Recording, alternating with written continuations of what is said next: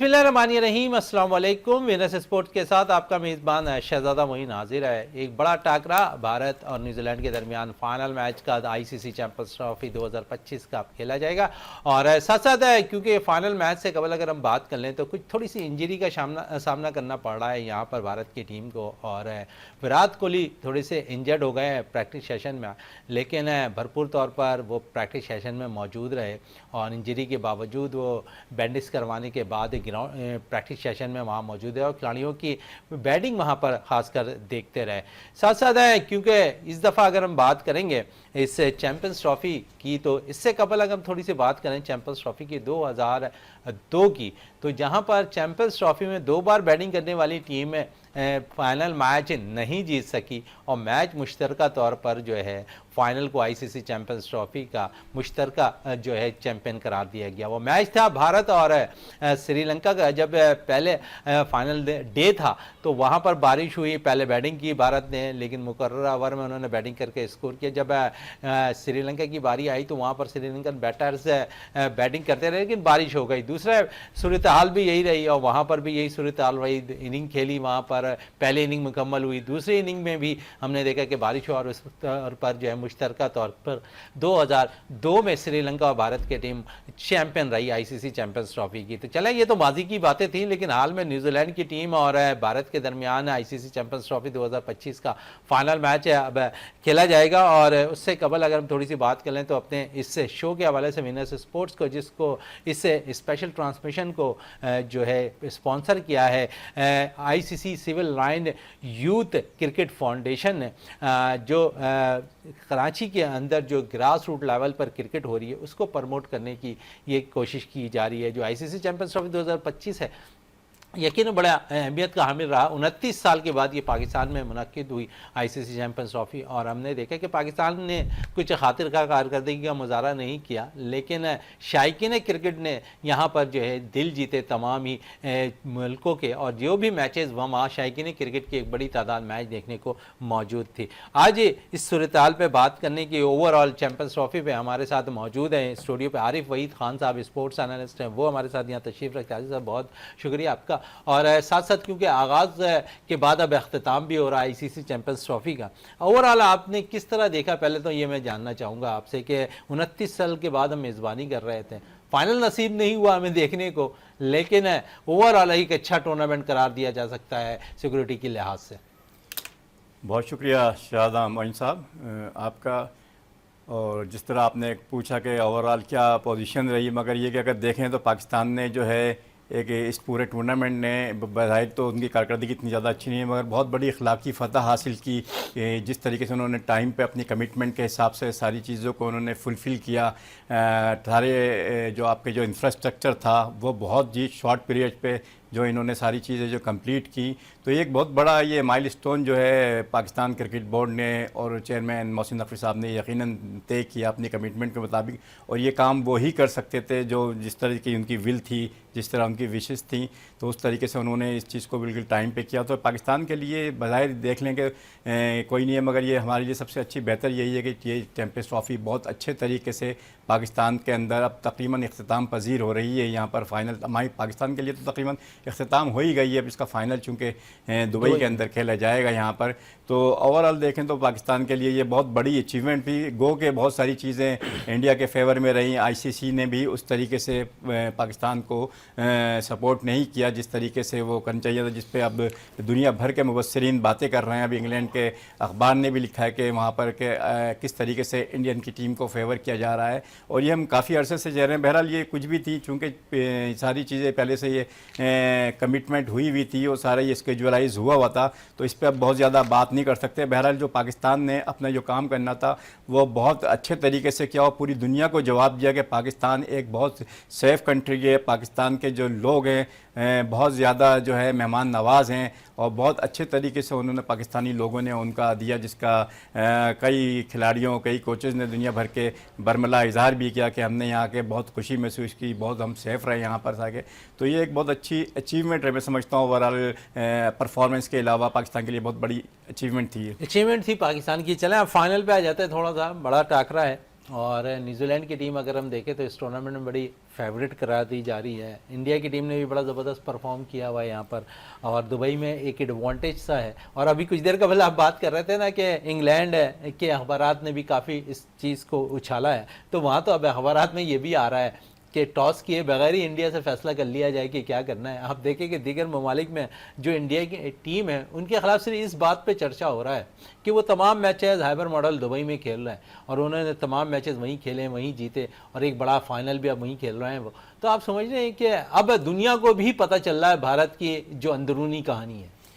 देखिए, बहुत सारी चीज़ें आप म्यूचुअल अंडरस्टैंडिंग में आप बहुत सारी चीज़ें आपस में तय कर लेते हैं। जिस तरह आईसीसी का फीवर जो था उनका इंडियन टीम के लिए ले रहा, और इंडियन टीम को जिस तरीके से वो अप्लाइज करते हैं, हमेशा ही से करते हैं ये दो तीन लोग हैं, क्योंकि इनके स्टेक होल्डर्स ही जो है बहुत ज़्यादा इंडिया की टीम में सारी जो, अब चूँकि क्रिकेट बहुत ज़्यादा कमर्शलाइज हो गई है, तो आईसीसी भी कमर्शलाइज पॉइंट ऑफ व्यू से देखती है, तो इसलिए वो इंडिया को फेवर बहुत ज़्यादा करते हैं। मगर सारी चीज़ें करने के बाद भी आप देखें कि इंडिया की टीम जो है कोई भी मैच में टॉस नहीं जीत सकी, तो उसमें सारे मैच में अपने टॉस सारे हार गई। तो ये बहुत सारी चीज़ें उनके हाथों में नहीं होती।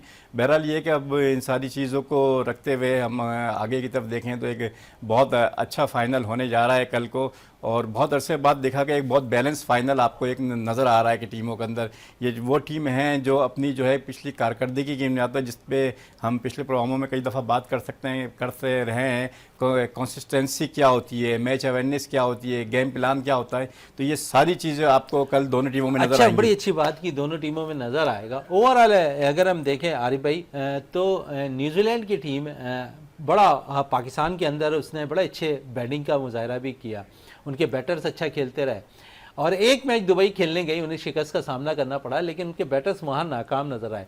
लेकिन कल आप समझते हैं कि बड़ा इंपॉर्टेंट विलियमसन काफ़ी वसी तजुर्बा रखते हैं, फिर विलिंद्रा बड़ी ज़बरदस्त फॉर्म में नज़र आ रहा है, तो आप समझ रहे हैं कि दो बैटर्स अगर यहाँ पर उनका चल गए तो इंडिया की टीम को थोड़ी सी मुश्किलात हो गई। फिर नीचे अगर हम आ जाएँ तो फिलिप्स बड़ी अच्छी बैटिंग करते हैं, लैथम न्यूजीलैंड की बड़ी ज़बरदस्त बैटिंग कर रहे हैं, फिर उनके कप्तान है मिचेल बड़ी ज़बरदस्त बैटिंग का मुजाहरा भी करते हैं, खास साथ बॉलिंग बड़ी ज़बरदस्त स्टाइल में कर रहे होते हैं।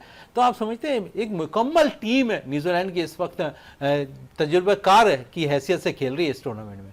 देखिए, अगर स्टेट्स पे अगर आप जाएंगे, स्टेट्स की अगर सारी चीज़ें अगर देखें तो मैं समझता हूँ कि न्यूजीलैंड का पल्ला इस फाइनल के लिए बहुत ज़्यादा भारी है। 2000 में जो चैंपियंस ट्रॉफी हुई थी उसमें भी फाइनल में न्यूजीलैंड ने इंडिया को हराया था, और इसके बाद अगर देख लें इस चैंपियंस ट्रॉफी की अगर बात कर लें, गो के इंडिया की टीम अनबीटन है और उसने एक मैच में न्यूजीलैंड को शिकस्त दी, मगर अगर परफॉर्मेंस के हिसाब से देखें न्यूजीलैंड के खिलाड़ियों को तो वो सब इंडियन खिलाड़ियों पे हावी नज़र आते हैं। और अगर बैटिंग की बात की जाए तो उनके 5 बैट्समैन ऐसे हैं जिन्होंने सेंचुरी की है, जबकि इंडिया के सिर्फ 2 ही बैट्समैन ऐसे हैं जो इस टूर्नामेंट में सेंचुरी कर सकते हैं। उनकी तरफ से 5 सेंचुरियाँ देखनी आई।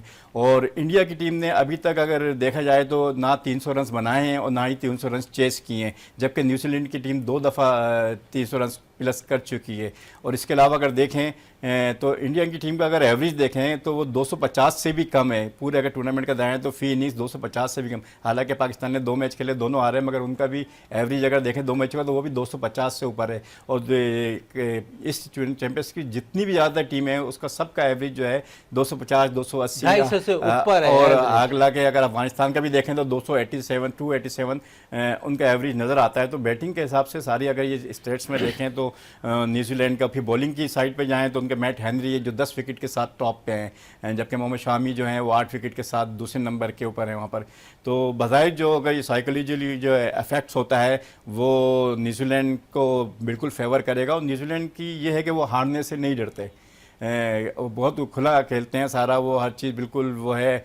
और टीम कैसी देख रहे हैं आप? 1 से लेकर 11 रुकनी स्क्वाड जो है, जो कल ग्राउंड में भी उतरेगा, बेंच स्टैंड ऑलरेडी उनकी मजबूत है। आप 11 रुकनी स्क्वाड आप समझते हैं कि जो भी अभी मैचेस खेल रही है उनकी, जिस लड़के को जो परफॉर्म दिया जाता है, जिसका जो रोल है वो नज़र आ रहा है?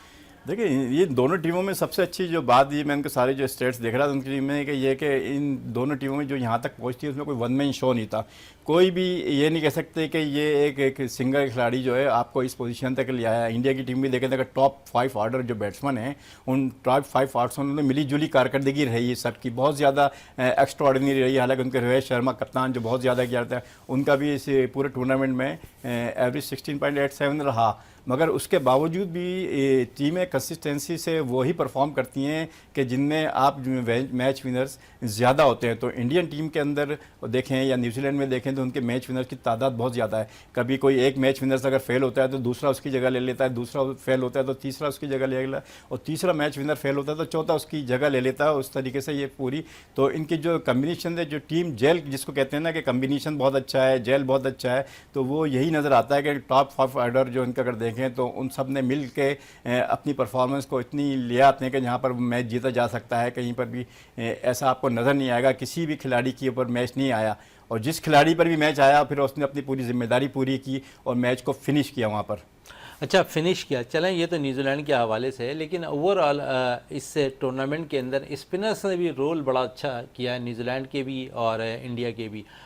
दोनों टीमों में अच्छे स्पिनर्स भी खेल रहे हैं। दोनों की विकटें अगर देख लें स्पिनर्स की तो मिली जुली हैं, और दोनों ने अपनी टीमों को स्पिनर्स की बदौलत भी मैचेस स्पिनर्स ने जिताएं। तो आप समझ रहे हैं कि यहाँ पर भी दोनों में मजबूत स्पिनिंग मुकाबला भी देखने को मिलेगा।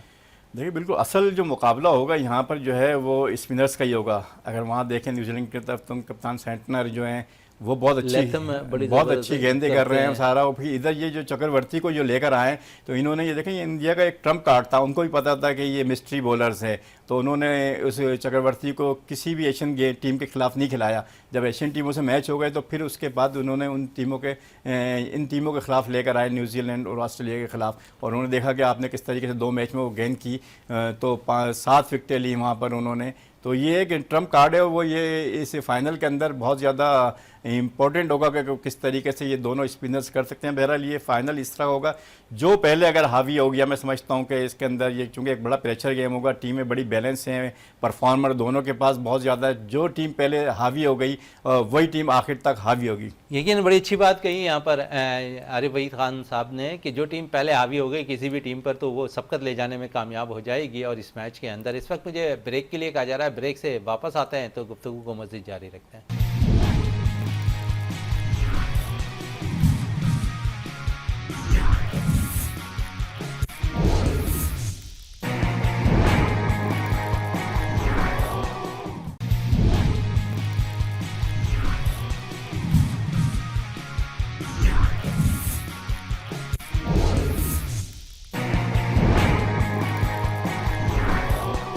वक्फे से कबल हम बात कर रहे थे आरिफ वहीद खान साहब से पाकिस्तानी टीम के यहाँ पर फाइनल मैच के हवाले से, और मजीद है क्योंकि पाकिस्तानी टीम के हवाले से भी थोड़ी बात कर लेते हैं, फिर फाइनल पे मजीद और भी बात करेंगे। यंग ब्लड थोड़ा सा मौका मिला है दौरे न्यूजीलैंड के लिए, और न्यूजीलैंड की टीम भरपूर फॉर्म में नज़र आ रही है। पहले से अफ्रीकी में आपको शिकस्त दी, फिर आईसीसी चैंपियंस ट्रॉफी में मैच में शिकस्त, तो अब वो अपने होम ग्राउंड पर खेल रही होगी। और पाकिस्तान अपने जो T20 और वनडे मैचेस जो खेलने हैं न्यूजीलैंड के खिलाफ, आप समझते हैं एक अच्छी टीम तश्कील दी गई है। बड़ी आवाज़ें होती थी कि नौजवान खिलाड़ियों को मौका, तब तो नौजवान खिलाड़ियों को यहाँ मौका मिला है। देखिए कि ये नौजवान खिलाड़ियों को भरपूर मौका मिला है, उनकी परफॉर्मेंस के हिसाब से मिला है, तो ये तो कह सकते हैं कि हम ये जो एक टीम जो है मेरिट पे तश्कील दी गई है, मगर एक बहुत अच्छी टीम तश्कील दी गई है, तो इसके लिए कहना ये एक सवाल या निशान होगा, ख़ासतौर पर न्यूजीलैंड की कंडीशन के अंदर और न्यूजीलैंड जैसी टीम के सामने। मगर न्यूजीलैंड की टीम की तारीख ये है कि जो बायलैटरल सीरीज़ होती हैं उसमें उनकी परफॉर्मेंस इतनी ज़्यादा अच्छी नहीं होती, मगर जो इंटरनेशनल जो इवेंट होते हैं उसमें वो बहुत अच्छा परफॉर्म करते हैं। अच्छा, क्या वजह है कि ये परफॉर्म करते हैं? ये तैयारियों के साथ आते हैं। हमने देखा कि अब पिछले 3-4 साल के अंदर न्यूजीलैंड की टीम ने जो कमबैक किया है, उनके खिलाड़ियों ने बड़े अच्छे परफॉर्म किया। हर इवेंट, बड़े इवेंट जो आप बात कर रहे हैं ना कि इवेंट के अंदर उनकी परफॉर्मेंस बड़ी काउंट हो रही है। देखिए जितने भी बड़े इवेंट होते हैं दुनिया की सारी टीमें जो हैं वो बहुत पहले से तैयारी करती हैं। जब उन्हें पता होता है कि 1 साल के बाद ये चैंपियंस ट्रॉफी या वर्ल्ड कप आने वाला है तो उसी वक्त टीम को तश्कील देती हैं, फिर वो उसी वक्त के हिसाब से टीमों को उसी तरह लेके चलती हैं ताकि जब उस इवेंट का टाइम आए तो वो टीम बहुत अच्छी कम्बिनेशन बन चुका उस वक्त। हमारी टीम अभी जो है इस वक्त नीदरलैंड जा रही है, इससे कबल सेलेक्टर्स ने कहा है कि 2026 की तैयारियों के सिलसिले में, एशिया कप की तैयारियों के सिलसिले में हमने टीम ये बनाई है। सर बात टीम नजर आ रही है आपको?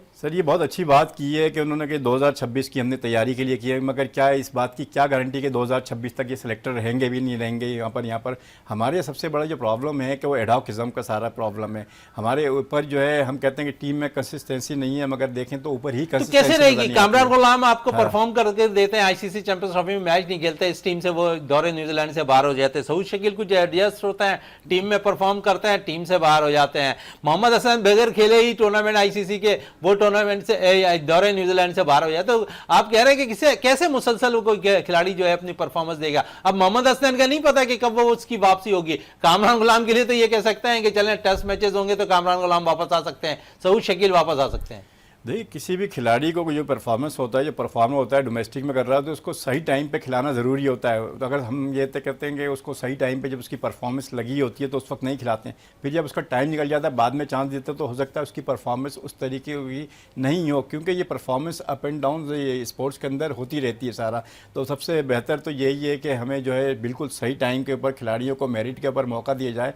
अगर हम खिलाड़ियों को मेरिट पर अगर मौका देंगे तो ज़रूरी नहीं है कि यहाँ पर सारी कि हमें आखिरी टाइम पर भाई टीमें बनाना पड़ी, ये सारी चीज़ हम आखिरी टाइम पे जितनी होच पोच मच जाती है और ये सारी चीज़ें बनाते हैं, फिर हमारे पे बहुत ज़्यादा तनकीद होती है। अगर ये एक पूरे सिस्टम से चलें, जैसे न्यूजीलैंड की टीम ने बात की आप कि उनका एक सिस्टम जो है क्रिकेट का या स्पोर्ट्स का बहुत मजबूत है, और दुनिया में देखे जाएंगे उनको सारी जो स्पोर्ट्स के सिस्टम होते हैं एक सिस्टम के तहत चलते हैं वो सारे।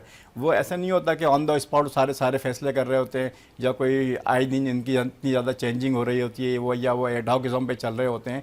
तो उनका जो सिस्टम इतना मजबूत होता है क्योंकि उनकी प्लानिंग जो है बहुत लॉन्ग टर्म में होती है, और स्पोर्ट्स ऐसा गेम है कि जिसकी लॉन्ग टर्म प्लानिंग बड़ी ज़रूरी है।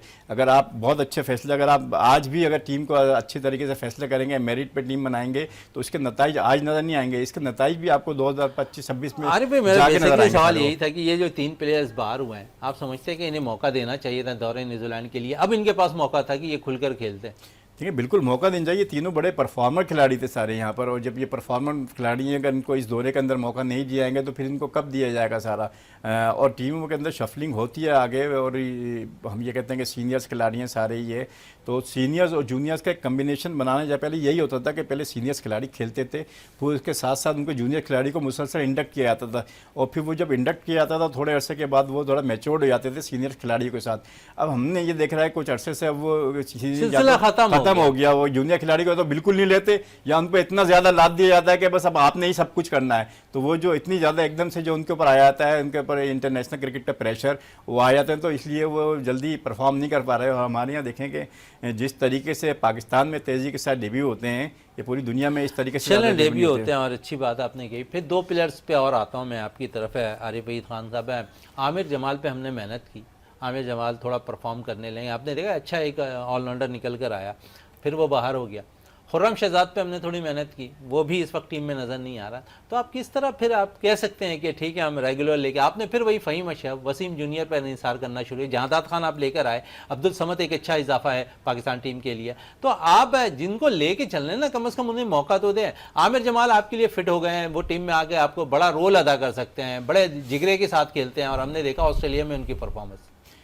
आमिर जमाल की भी जिस तरह आपने बात की, तो हमने पिछले दिनों देखा जब भी उनको मौका मिला उन्होंने उस मौके से भरपूर फ़ायदा उठाया, और उन्होंने अपने एक्स्ट्राऑर्डिनरी टैलेंट और अपने स्किल का भरपूर मुजाहरा किया। बहुत टैलेंटेड खिलाड़ी हैं, और उन पर अगर मुस्तकिल ज़रा अच्छे तरीके से काम किया जाए तो पाकिस्तान का बहुत अच्छा सरमाया साबित हो सकते हैं।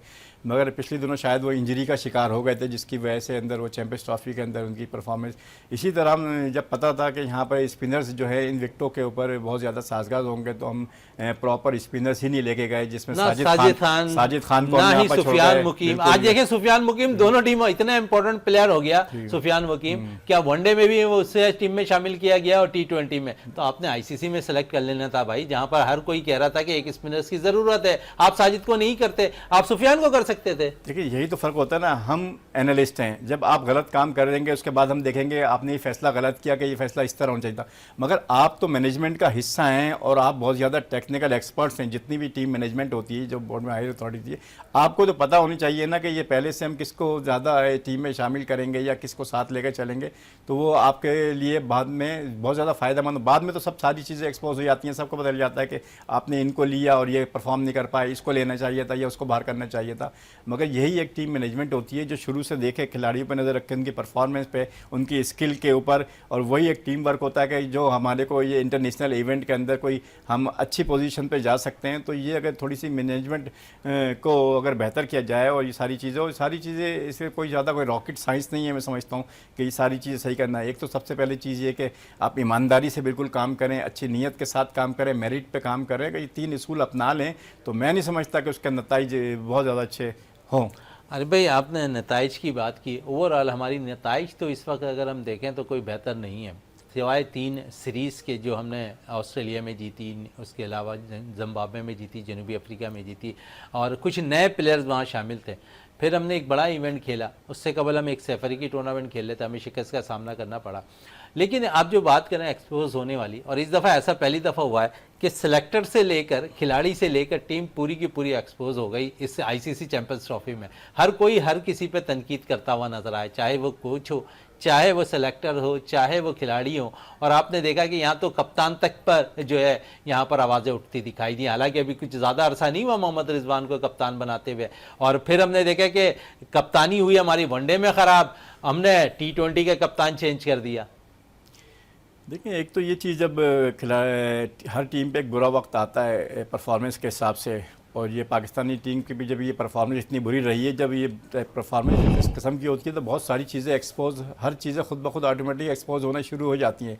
मगर टीम की जब परफॉर्मेंस अच्छी होती है तो उसके अंदर जो उनकी जो कोताहियाँ होती हैं, जो शॉर्ट कमिंग्स होती हैं, वो भी छुपती चली जाती हैं। तो और वही वक्त होता है कि जब आप कहीं पर अच्छा परफॉर्म कर रहे हो तो अपनी कोताहियों या खामियों को उनको छुपाने की कोशिश नहीं करो, उनको बेहतर करने की कोशिश करो, कम बैक करने की कोशिश करो, उनको ओवरकम करने की कोशिश करो सारी।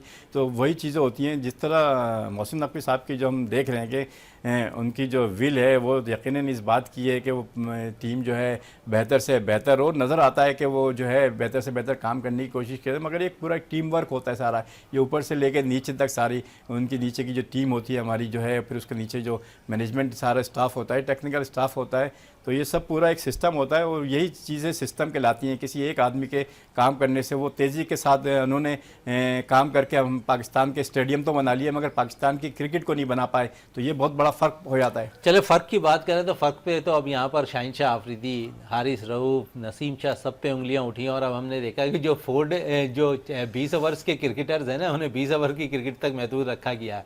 आप समझते हैं अब तब्दीलियाँ ज़रूरी हैं। अगर वनडे में आपके पास 10 ओवर्स वाले बॉलर है तो आप उसे इस्तेमाल करें डोमेस्टिक से अच्छे निकाल के। अब शायद ऐसा लगता है कि वो दमखम यहाँ पर शाहीन में नहीं है, वो दमखम हारिस में नहीं है। ये 4 ओवर्स की क्रिकेट के लिए तो बेहतर है। देखिए, हमारी अब खिड़की खिलाड़ियों को जो हमेशा से बात करते हैं, खिड़की खिलाड़ियों को ये पूल है वो बहुत महदूद हो गया है वो सारा। उन्हें दुनिया ने सारी ये चीज़ें अपनी बना ली हैं कि उन्होंने T20 की टीमों को अलग कर दिया है। 50 ओवर की क्रिकेट की टीमें उनकी अलग हैं और टेस्ट क्रिकेट की टीमें अलग हैं। हमारी बदकिस्मती यही है कि हम तीनों को मर्ज करके खेल रहे हैं, और ये एक मजबूरी है कि हमारे पास इतनी बड़ी तादाद है ही नहीं कि हम T20 की टीम को अलग बना सकें।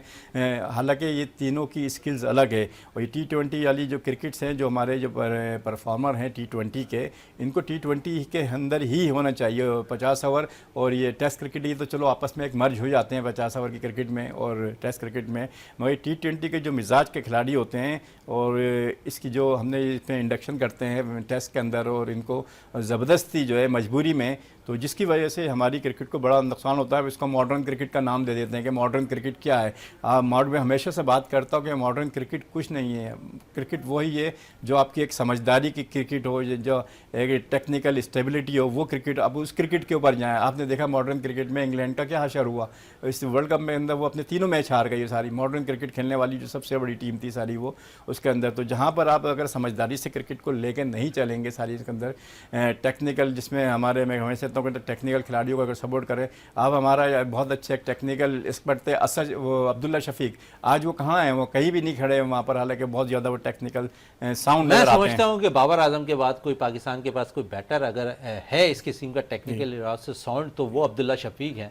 आप एक 3 इनिंग में फेल होते हैं, फिर मौका नहीं देते 2 बड़े इवेंट के अंदर, और फिर एक दफ़ा फिर वो टीम में शामिल हो जाते हैं। कॉन्फिडेंस लेवल कितना गिर जाता है आप समझते हैं प्लेयर्स का? देखिए, वक्ती तौर पे तो गिरता है, मगर ये एक प्रोफेशनल क्रिकेट है। खिलाड़ियों को इतना अपना अगर कहते हैं कि हमारा कॉन्फिडेंस लेवल गिर गया तो गिराना नहीं चाहिए। जब आप इस लेवल पे इंटरनेशनल लेवल पे पाकिस्तान की या किसी भी नेशनल लेवल पे नुमाइंदगी कर रहे हो, तो ये तो पार्ट ऑफ गेम है। आपकी कभी कारकर्दगी अच्छी होगी, कभी ये तो अपने मोरल को गिराना चाहिए। बजाय इसके कि मोरल को गिराएं, आप अपने इसको कॉन्फिडेंस लेवल को नीचे करें। आप ज़्यादा मेहनत करें, हार्ड वर्क करें, और दोबारा से वो चीज़ अचीव करें। ये दुनिया के तमाम प्लेयर्स के ऊपर आती है, कोई ऐसा प्लेयर्स नहीं है जिसके ऊपर ये इस फेज से ना गुजरा हो कि जब वहाँ पर वो फॉर्म में नहीं होता। तो इसको करने के लिए फिर उसके अंदर जो उनके जो स्टाफ होता है, मैनेजमेंट स्टाफ, वो उनको कम बैक करता है। मगर हमारे यहाँ तो यही होता है कि जो मज़ीद गिर रहा होता है उसको हम मज़ीद गिरा देते हैं, बजाय इसको उस वक्त उसको सबसे ज़्यादा सपोर्ट की ज़रूरत होती है मॉरली, कि आप इसको जो है उठाएं। और अच्छी कोचिंग वही है कि जब एक खिलाड़ी, आपको पता है बहुत एक्स्ट्राऑर्डिनरी टैलेंट है, जैसे अब्दुल्ला शफीक की मिसाल दी कि ये टेक्निकली बहुत साउंड प्लेयर हैं, अगर वो किसी वक्त नहीं कर पा रहे थे तो आप उसको जो है उसकी जो है रिहेबिलिटेशन ऐसे करते हैं कि वो उस फेज से निकल आते हैं और फिर वो पाकिस्तान के लिए जो है मजीद जो है सरमाया साबित होता है। एक बैटर अभी दौरे न्यूजीलैंड में शामिल हुआ, डोमेस्टिक सीजन में पंच हिटर के तौर पर बड़ा नाम कमाया उसने, अब्दुल्ला समद। आप समझते हैं कि अच्छा इजाफा है, लेकिन साथ साथ मैं आपसे ये पूछूंगा, क्योंकि इस वक्त अगर मॉडर्न क्रिकेट की कुछ देर कबल आप बात कर रहे थे, हमारे पास कोई पंच हिटर नहीं है। आफरीदी के बाद शायद ऐसा नहीं लगता कि हमारे पास कोई है आया हो। आसिफ अली एक आए थे, लेकिन उसके बाद उन पर भी क्या मसले मसाइल हुए बोर्ड के जानिब से कि वो भी अब टीम से बाहर हो गए। तो आप समझ रहे हैं कि अब्दुल समद जो एक इजाफा है, आप उसे मौका देना चाहिए। ये नहीं कि आपने 1 से 2 मैच खिलाया और फिर बाहर कर दिया, क्योंकि जिस तरह आजम खान के साथ हुआ है ऐसा ही लगता है कि अब्दुल समद के साथ ना हो। देखिए, वो अब्दुल समद हमने पिछले देखा था बहुत ही एक पिंच हिटर के तौर पे है सामने आया, एक हार्ड हिटर जो तौर पे जो T20 की क्रिकेट होती है वो खासा है। मगर आप देखें कि ये जितने भी दुनिया भर के जो पिंच हिटर हैं, इनकी जो है परफॉर्मेंस कंसिस्टेंसी नहीं होती, इनका जो सक्सेसफुल रेशियो होता है बहुत कम है। इसी वजह से देखें कि आज सूर्या कुमार यादव कहाँ पर खड़े हैं, वो टीम में नहीं है। उसके बाद देखें कि ऑस्ट्रेलिया के जो है पिंच हिटर सारे यहाँ पर, वो इस टूर्नामेंट में बहुत अच्छा परफॉर्म नहीं कर पाए साहब बहुत इस पे। तो इनकी जो सक्सेसफुल रेशियो होता है वो बहुत कम होता है। मगर ये कि उनकी जो है ज़रूरत तो है ना, टीम की ज़रूरत ये सी होती है कि आप उनको सही जगह पे इस्तेमाल करें। अगर आप एक T20 खेलने हैं, उनको वहाँ पर अगर परफॉर्म करें, उस पिंच हिटर को उठा के आप उस बाज़ दफ़ा जो होती है मैच की सिचुएशन ऐसी होती है। तो आप समझते हैं आसिफ अली और आजम खान को ज़ाया किया गया? बिल्कुल ज़ाया किया, बहुत बड़े टैलेंट थे आसिफ अली, आजम खान हो गए यहाँ पर। इनका यूज़ नहीं किया, इनको मिसयूज़ किया गया। जब मिसयूज़ करते हैं, बाज़ दफ़ा ये होता है कि आपके कोचेज़ होते हैं, टीम की पोजीशन ऐसी होती है किसी खिलाड़ी की भी फिटनेस मसाइल क्यों सामने ला देते हैं कि आजम का चले वेट बहुत ज़्यादा है, आपने टीम से बाहर कर दिया आजम को। आसिफ के साथ भी यही प्रॉब्लम रही। तो आप समझते हैं कि इन सब चीज़ों के कतई नज़र उसकी परफॉर्मेंस काउंट करनी चाहिए, कि क्योंकि वो पंच हिटर के तौर पर उसने 5, 7, 8, 10 बॉलें खेलनी है, 20-25 रन स्कोर करने हैं। देखें, ये आपने जितनी भी देखें, हमारे यहाँ फिटनेस प्रॉब्लम बहुत ज़्यादा होते हैं दुनिया की टीमों से बहुत ज़्यादा। हमारे पास हम हर बड़े इवेंट में देखेंगे 3-4 जितने भी बड़े बड़े खिलाड़ी हैं हम कैरी करते हैं। पिछले वर्ल्ड कप में भी जो ऑस्ट्रेलिया में आपने देखा, हमने 3-4 जो है इंजर्ड खिलाड़ी कैरी किए, और अभी भी फिटनेस का प्रॉब्लम हमें आ गया। जिस तरह हारिस रऊफ के साथ आ गया, फ़खर जमान के साथ आ गया। तो ये एक इनका जो एक गेम प्लान है, ये वर्कलोड है, इन पे ज़्यादा होता है। ये तो मैनेजमेंट की जिम्मेदारी है कि देखें कि ये कहाँ चूँकि जब से लीग्स हो गई हैं दुनिया भर के अंदर, तो उस लीग्स की वजह से जो है जिस खिलाड़ी जिस किस्म की क्रिकेट खेल रहे हैं तो उनके ऊपर वर्कलोड आ रहा है, जिसकी वजह से ये इंजरीज़ हमारी रेशो बढ़ रहा है। और तो उनको देखना भी चाहिए कि किसको कहाँ पर यूज़ करना है वहाँ पर। तो ये टीम मैनेजमेंट की जिम्मेदारी है कि इनको किस तरीके से इनको करें, क्योंकि आजकल फ़िटनेस का म्यार इतना ज़्यादा इनको हाई लेवल के भी आ रहे हैं कि अब मैं नहीं समझता कि क्रिकेट की फ़िटनेस क्या होती है और एक जो एथलीट की फ़िटनेस होती है वो क्या होती है। मुझे लग रहा है कहीं ना कहीं मर्ज हो रहे हैं एथलेटिक फिटनेस और क्रिकेट फिटनेस, जिसकी वजह से खिलाड़ी को प्रॉब्लम हो रही है। बड़ी अच्छी बात की कि मुख्तलिफ लीग खेलने के बाइस शायद बहुत ज़्यादा उसके बाइस खिलाड़ियों को जो है फिटनेस मसाइल का सामना करना पड़ रहा है, और इस तरफ खिलाड़ियों को भी अब तवज्जो देने की ज़रूरत है। इस वक्त मुझे ब्रेक के लिए कहा जा रहा है, ब्रेक से वापस आते हैं तो मज़ीद गुफ्तगू को जारी रखते हैं। और भी मेहमान हमारे साथ यहाँ पर स्टूडियो पर मौजूद होंगे।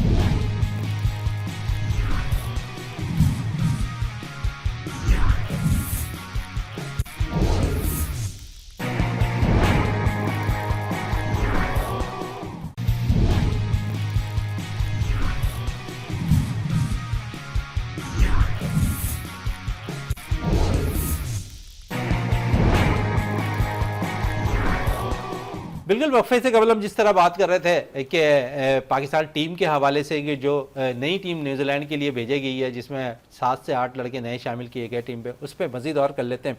और आरिफ भाई साहब, जिस तरह कारकर्दगी अगर हम देखें तो ऑस्ट्रेलिया, जिम्बाब्वे और फिर जनूबी अफ्रीका में रही है, उसमें हमने देखा नौजवान खिलाड़ी ज़्यादा थे, परफॉर्म किया। पाकिस्तान को अच्छे चीज़ें अगर देखें तो ओवरऑल जो चीज़ें जिताई हैं उन्होंने, जनूबी अफ्रीका को क्लीन स्वीप करने वाली पहली टीम बनी पाकिस्तान, ऑस्ट्रेलिया को 22 साल के बाद जिम्बाब्वे के खिलाफ हमने कामयाबी हासिल की। तो आप समझते हैं कि हमारे यंग टैलेंट तो बड़ा है, यूज़ हम सही तरीके से नहीं कर रहे। जो बात आप कुछ देर कबल कह रहे थे ना, अगर मौका देना है तो उन खिलाड़ियों को कहा जाए कि ठीक है आपको 5 से 10 मैचेस हम दे रहे हैं, उसमें परफॉर्म करना है। उनको ये ना कहा जाए कि 2 मैच के बाद आपको ड्रॉप कर दिया जाएगा, घर भेज दिया जाएगा। आप समझते हैं इससे जो है खिलाड़ी का एतमाद बहाल होगा? बिल्कुल, ये बहुत अच्छी बात कही आपने। जब किसी भी खिलाड़ी को एतमाद के साथ टीम के अंदर शामिल किया जाता है तो फिर उनकी कारकर्दगी की लेवल कुछ और होता है वहाँ पर सारे। जब ये खिलाड़ी को पता होता है कि कोई परफॉर्मेंस ऐसी नहीं होती कि वो बिल्कुल अगर 5 मैच खेलेगा तो 5 मैचों में भी परफॉर्मेंस करेगा, मगर आप उनको लेके जा रहे हो यहाँ डोमेस्टिक की कारकर्दगी की बुनियाद पर, आप उनको लेके जा रहे हो उनके टैलेंट की बुनियाद पर, आप उनको लेके जा रहे हो उनकी स्किल की बुनियाद पर। तो जब ये सारी चीज़ों की बुनियाद पर आप लेके जा रहे हो तो 1-2 मैचों की कारकर्दगी की बुनियाद के ऊपर वहाँ पर अगर कोई मैच आगे पीछे होते हैं, परफॉर्मेंस आगे पीछे होती है तो उनकी बुनियाद पे इनको बाहर नहीं करना चाहिए, उनको पूरा भरपूर मौका देना चाहिए। इसकी मिसाल आप देख लेंगे, सायमू यूब जो है बहुत बड़ी मिसाल है कि अगर देखें कि उसके 20-21 मैचेस जो है वहाँ पर बहुत ज़्यादा परफॉर्म नहीं कर पाए, मगर उनको मुसलसल मौका दिया गया। फिर उसके बाद जब उन्होंने पिक किया अपनी परफॉर्मेंस को, चूँकि वो एक्स्ट्रा ऑर्डिनरी टैलेंटेड खिलाड़ी थे, उनका स्किल लेवल जो है सबको पता था कि क्या है यहाँ पर।